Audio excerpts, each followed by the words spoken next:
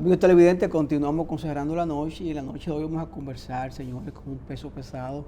Vamos a conversar con Don Matt Puig, sociólogo, dirigente político y sobre todo vicepresidente del Consejo Nacional para el Cambio Climático y Energía Renovable. Don Matt, buenas noches, bienvenido a este su espacio. Muy buenas noches, Giovanni, buenas noches, Junior, y sobre todo buenas noches a todas las personas que nos miran y nos escuchan en este momento.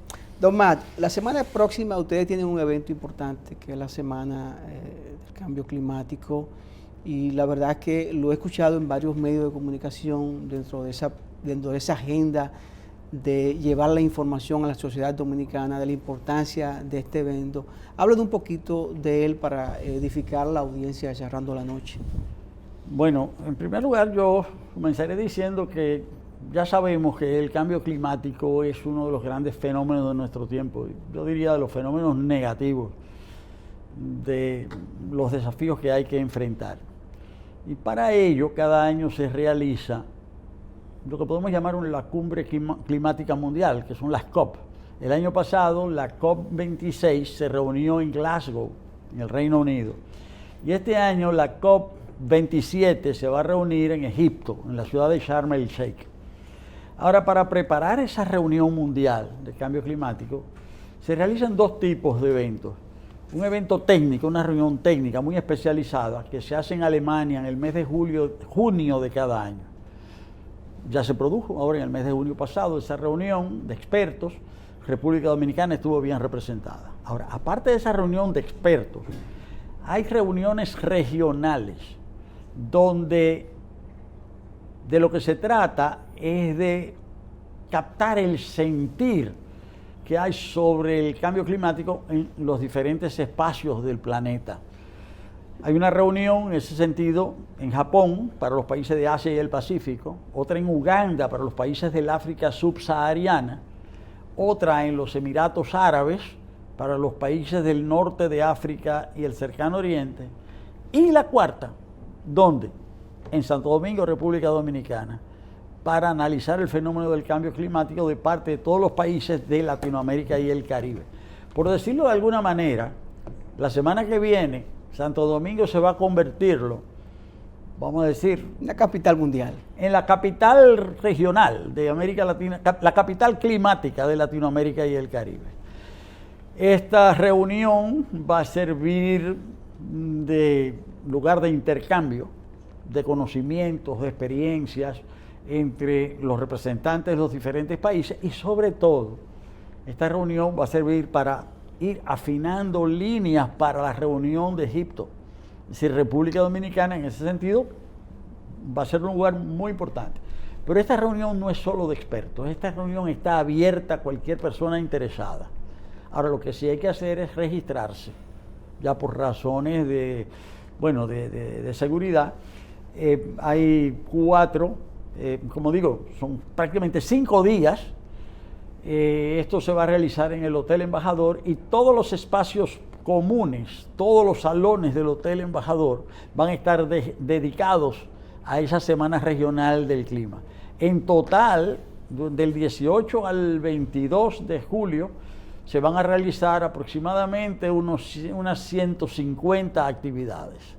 Claro, es imposible que una persona pueda ir a todas, ¿no? Porque se van a estar desarrollando de manera concomitante, de forma paralela.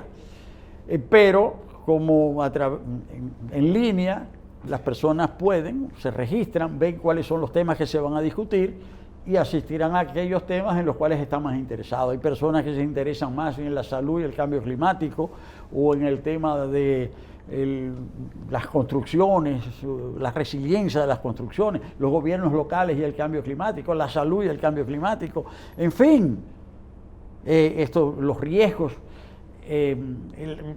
las energías renovables, las energías fotovoltaicas, es decir, el tema de la energía eólica, el hidrógeno verde, en fin, en función de los intereses y de las preferencias y las personas podrán registrarse y participar allí, incluso con personas de muy alto nivel. Es una oportunidad, y aprovecho la oportunidad que ustedes me brindan de hablar de esto aquí, en este momento, para invitar particularmente a los jóvenes.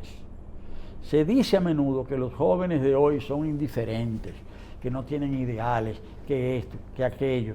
No, el joven de hoy está preocupado. Lo único que no expresa sus preocupaciones de la misma manera que, por ejemplo, yo las expresaba mis preocupaciones en el momento que yo tenía la edad que hoy tienen los más jóvenes. Pero sí hay mucho que aprender, mucho que ver, mucho que intercambiar, muchas personas que conocer. Y por eso yo invito particularmente a los jóvenes que entren a la página de Cambio Climático, que ahí están los links para poderse registrar y que puedan participar en los eventos que más les interesen o les llamen la atención. Qué bueno, qué bueno. Yo creo que las universidades, los colegios y las instituciones que tienen que ver directamente con el medio ambiente, el cambio climático, la invitación está dada. Usted habló de la juventud y la verdad me preocupa ese tema, don Matt, porque la verdad a veces siento que en algunas universidades, en algunos centros educativos, pues hay una ausencia con relación a las materias, con relación a las investigaciones que se le dan a los muchachos para hacer sobre temas medioambientales. Recuerdo que en mi época pues hacíamos investigaciones con las limitaciones que teníamos y siento que pues tal vez no, porque no estoy directamente trabajando en ese sector, siento que hay esa ausencia de involucrar a nuestra juventud precisamente en esos temas tan importantes de medio ambiente.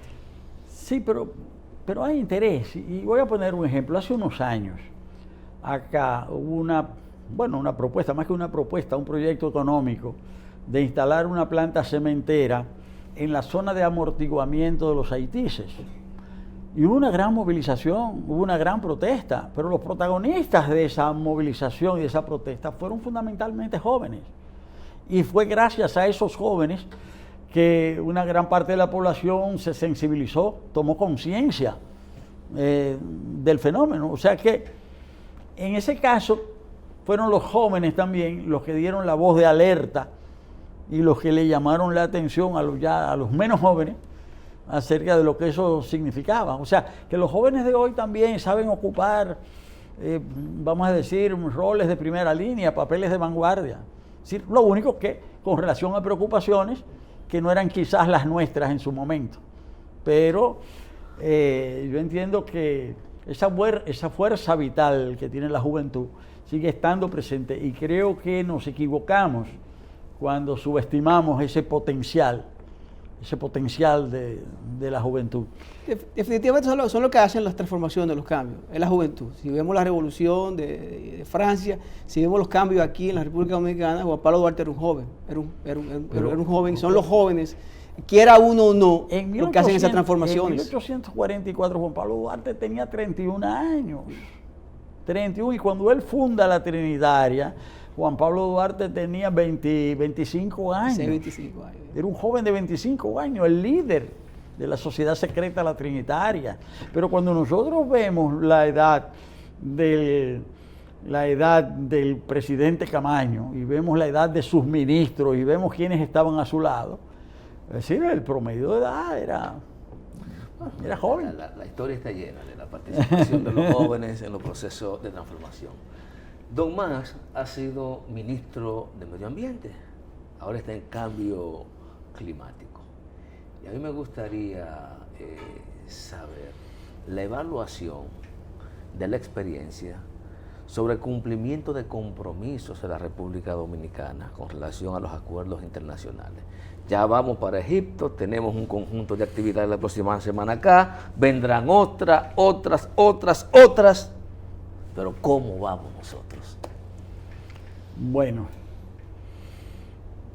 debo decir que los compromisos, vamos a decir compromisos firmes en materia climática específicamente, son recientes. Porque hasta hace poco realmente no se tenía conciencia ni de lo climático ni de lo ambiental. La primera gran conferencia sobre el tema ambiental fue hace 50 años en Estocolmo, en el 72. Después en el 92 vino Río, la cumbre de Río. A partir de la cumbre de Río vino la Convención de Cambio Climático, después vino el Protocolo de Kioto. Y el compromiso más reciente, que es el del Acuerdo de París, es de apenas hace 6 años, no sé. Y es el primer compromiso donde los estados asumen obligaciones, pero son obligaciones voluntarias. Los estados son ellos mismos los que se comprometen.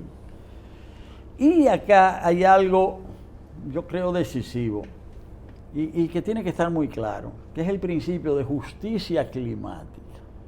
Y el principio de justicia climática lo que plantea es que los países que son los principales responsables del cambio climático son los países que tienen la mayor responsabilidad de aportar financiera y técnicamente para frenar, ¿verdad?, limitar, mitigar ese fenómeno, o también para cubrir parte de los costos de la adaptación a ese fenómeno. Y en el año 2009, que fue en la COP que se hizo en Copenhague, los países, ¿verdad?, los llamados países desarrollados, ¿no?, ellos se comprometieron en aportar 100.000 millones de dólares anuales para contribuir a mitigar el cambio climático y a producir la adaptación a él. Eso fue hace 13 años, en el 2009. Pues todavía no han cumplido a plenitud, esos países no han cumplido, por primera vez no han cumplido a plenitud esos 100.000 millones de dólares. Y uno dirá, pero es tan difícil aportar. Depende, porque cuando se quiere se puede. ¿Cuántos miles de millones de dólares no se están gastando en la guerra de Ucrania? Entonces, ¿por qué no se pueden aportar 100.000 millones de dólares anuales para enfrentar el cambio climático? Es decir, que en esto, ¿verdad? Es decir, tenemos que ver que a veces hay como 2 pesos y 2 medidas. Y lo que se le exige a los países como la República Dominicana, como el nuestro, que no somos causantes del cambio climático, al contrario, somos de los principales perjudicados, pues nosotros también nos comprometemos, pero hay que entender que nos comprometemos a aportar, pero que las responsabilidades tienen que ser comunes, pero diferenciadas. O sea, nosotros no podemos frenar un cambio climático que no hemos producido. República Dominicana apenas emite el 0.06% de todos los gases de efecto invernadero que se emiten en el planeta. Eso no es nada. Ahora, aún así, aún siendo poquito, tenemos esa parte de la responsabilidad y tenemos que aportar. Ahora, ¿cuánto cuesta reducir eso? República Dominicana se ha comprometido, y eso recientemente, ya bajo el actual gobierno, en diciembre de 2020, República Dominicana se comprometió a reducir su emisión de gases de efecto invernadero en un 27% al año 2030. Ahora, ¿cuánto vale eso? Eso vale 18.000 millones de dólares, esa reducción.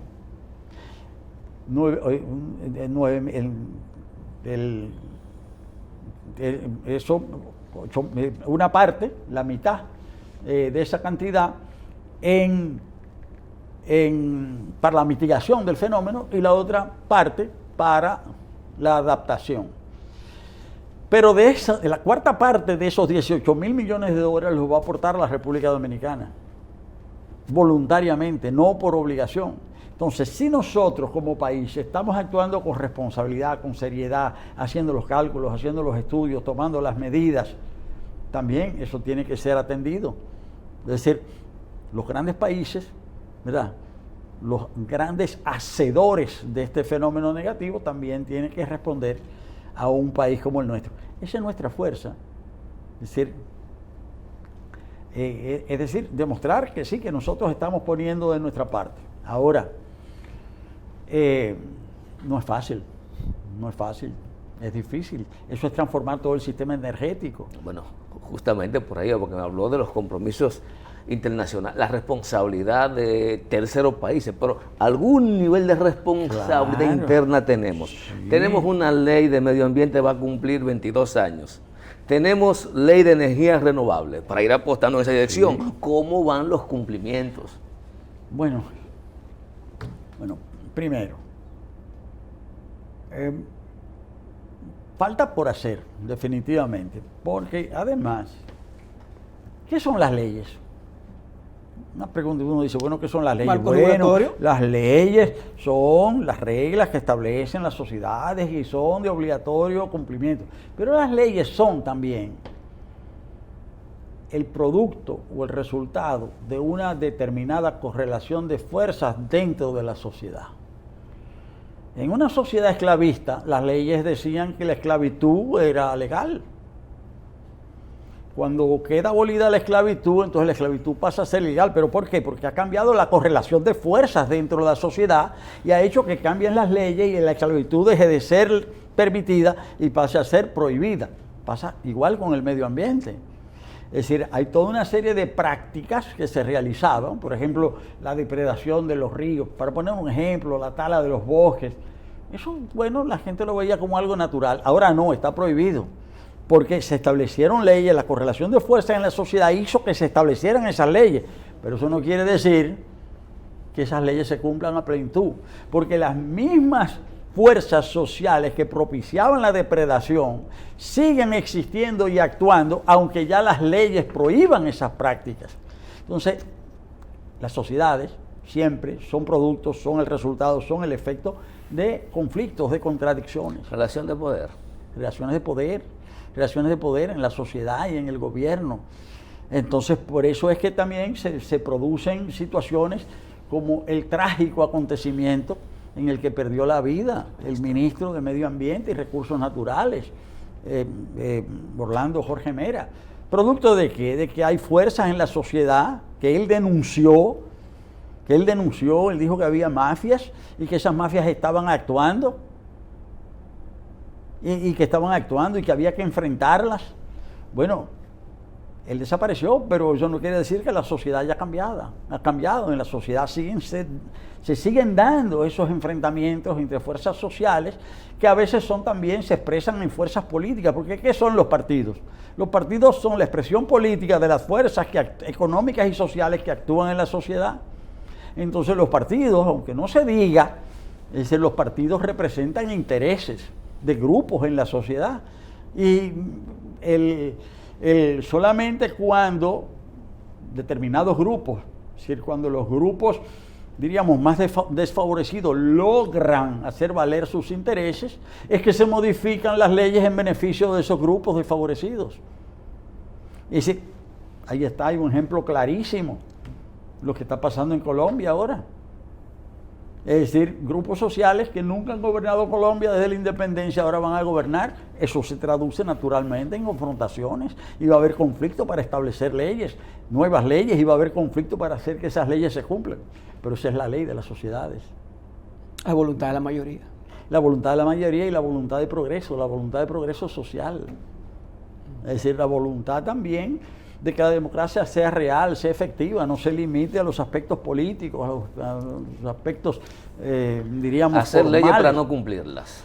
No, es que la voluntad democrática consiste en establecer reglas democráticas y hacer que luego esas reglas democráticas se cumplan. Pero lo que digo, entonces, la sociedad nuestra hace leyes y no las cumple. No, yo no diría que la sociedad nuestra hace leyes, es que en esta, como en todas las sociedades, no, hay estoy partiendo fuerza. Hay inobservancia, Yo estoy partiendo de nuestra realidad, porque vamos a partir un día de la nuestra, Sí. para que la cambiemos y reconocer en lo que estamos fallando, don Max. Sí. Yo pienso que esa es la idea. Esa es la idea. Bueno, esa es la idea, yo lo voy a decir muy francamente, esa es la idea que me ha animado siempre. Yo lo sé, entonces ¿por qué no decirlo? Es así. Para no entrar en contradicciones con gran grupo de la sociedad, o con una gran parte de la sociedad del poder político. Don Max, usted habló ahorita de los objetivos hacia el año 2025 con relación 2030, la reducción de los gases de efecto de invernadero, de dióxido de carbono. ¿Qué estamos haciendo para ayudar a que esto se cumpla de aquí al 2030 con siembra de árboles, con recuperación de nuestros riberas de río, con la menos extracción posible de agregado de nuestros ríos, sí, con la menos pesca indiscriminada posible que afecte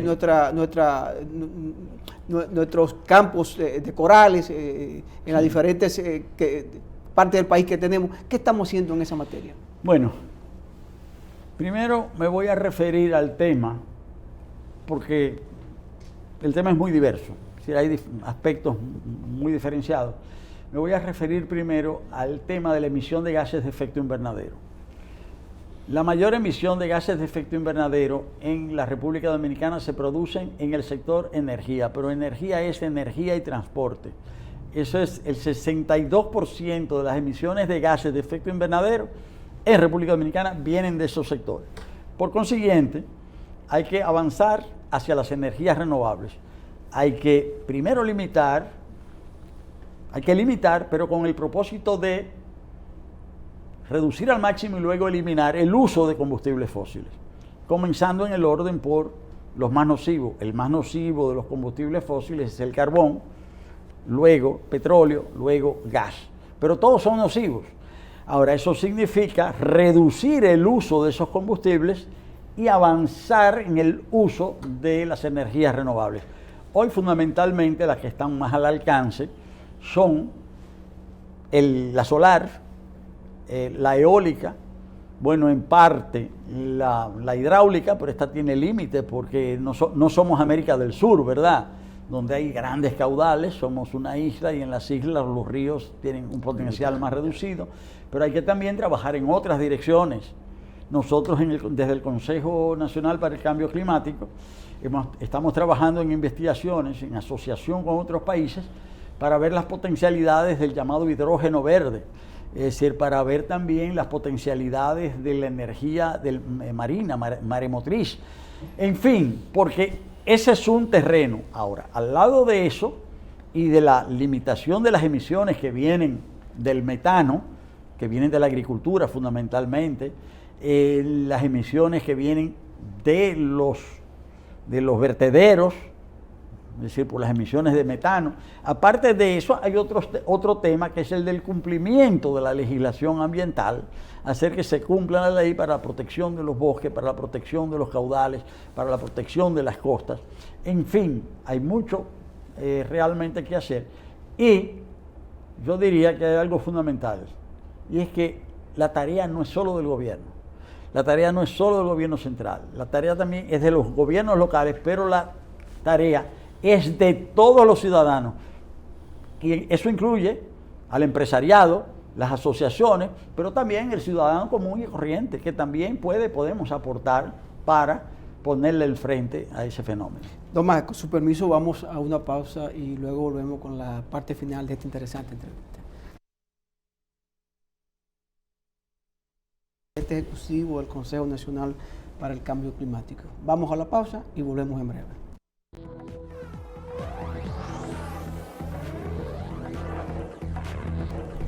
De vuelta con Cerrando la Noche, esta interesante conversación con el doctor Max Puig.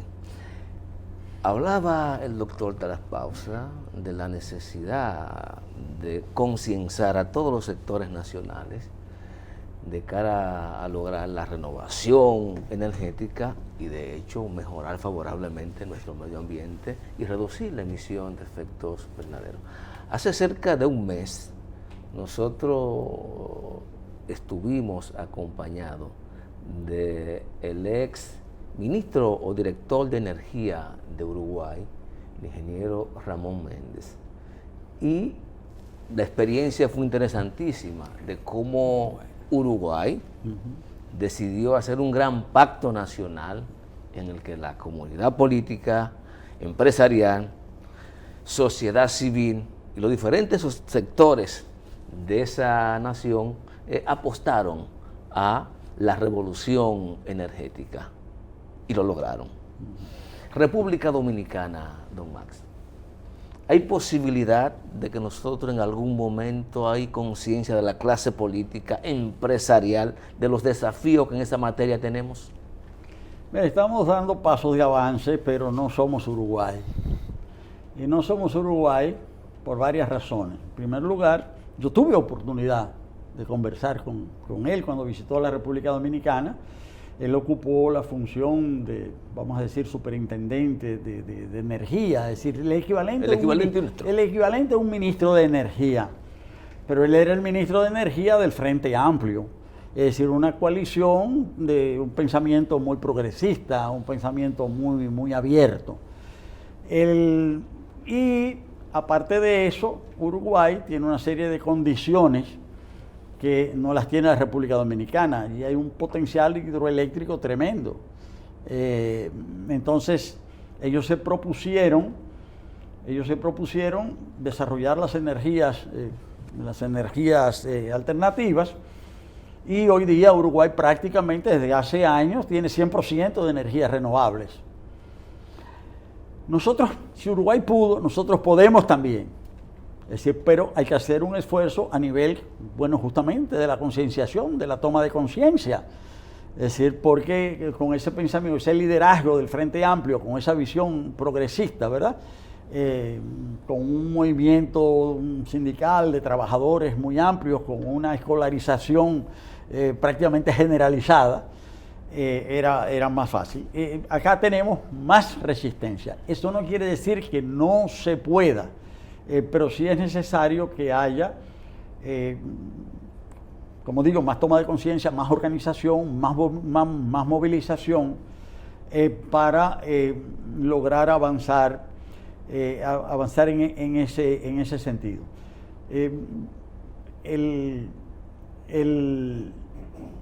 En ese sentido, yo creo que hay que aprovechar aquellos aspectos en los que se puede avanzar. Y voy a poner un ejemplo. Acá se ha avanzado en el país con el 4% en la construcción de establecimientos escolares.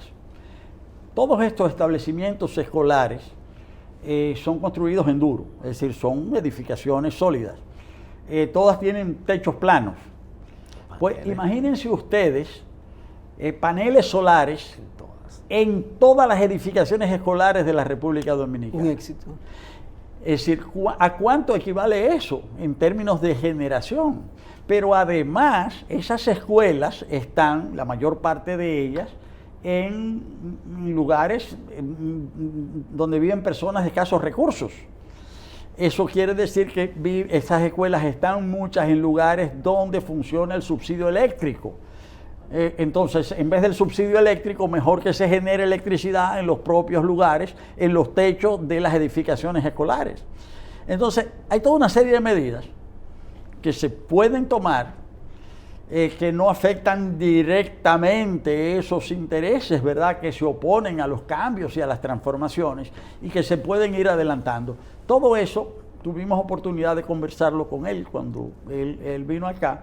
Y por eso es que es importante conocer las experiencias de otros países. A veces creemos que es muy difícil, pero conociendo la experiencia de otros pueblos, sabiendo lo que se ha hecho en otros lugares, también pues uno obtiene ideas y puede avanzar un poquito más de pronto. Pero vuelvo y digo, es justamente en la toma de conciencia, en la organización y en la movilización de los sectores más directamente interesados, es decir, de los menos favorecidos, es decir, donde se encuentra realmente el motor de los cambios. La gente no puede esperar que todo le caiga de arriba, la gente tiene que luchar por aquello a lo que aspira. Una pregunta jocosa, don Omar, usted habla de colocar paneles solares en estas escuelas y yo me estoy riendo hace rato porque aquí tenemos problemas de seguridad en nuestras escuelas porque les roban las baterías, les roban los UPS a la computadora. Mira, yo diría que habría que emplearnos a fondo para colocar seguridad. Mira, sí, es verdad, es cierto, hay un problema, pero así también hay anécdotas, porque yo no estoy en esto desde ayer, yo estoy en esto desde hace mucho tiempo. En el siglo pasado, hace 22 años, ¿verdad? Sí, ahorita. Eso, ¿verdad? En el siglo pasado, a finales de los años 90, a través de una agencia de cooperación de la isla de Guadalupe, pues nosotros obtuvimos la donación de paneles solares para 2 establecimientos en el país.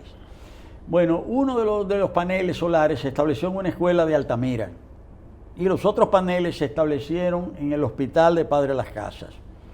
Al cabo de un mes, efectivamente, se robaron los paneles de la escuela de Altamira, pero los que se instalaron en el hospital de Padre Las Casas salvaron muchas vidas, porque había muchas personas que perdían la vida porque se interrumpía la electricidad en medio de una operación y esos paneles salvaron muchas vidas. Lo que hay que tener en cuenta es eso. Cuando se establecen los paneles en ese caso son propiedad de la colectividad y es la colectividad, hay que defenderla. Es la colectividad la que tiene que defenderlo. Creo que el mensaje está enviado y creo que la población lo recibió. Don Matt, gracias por haber estado cerrando la noche. Gracias a ustedes. Señores, conversamos con don Matt Puig, vicepresidente ejecutivo del Consejo Nacional para el Cambio Climático, importante dirigente político de la República Dominicana, sociólogo. Para nosotros siempre es un placer tenerlo aquí en nuestro espacio. A ustedes gracias por la sintonía. Este equipo encabezado por Junior Espinosa y que les habla Giovanni Almonte, nos despedimos y hasta mañana.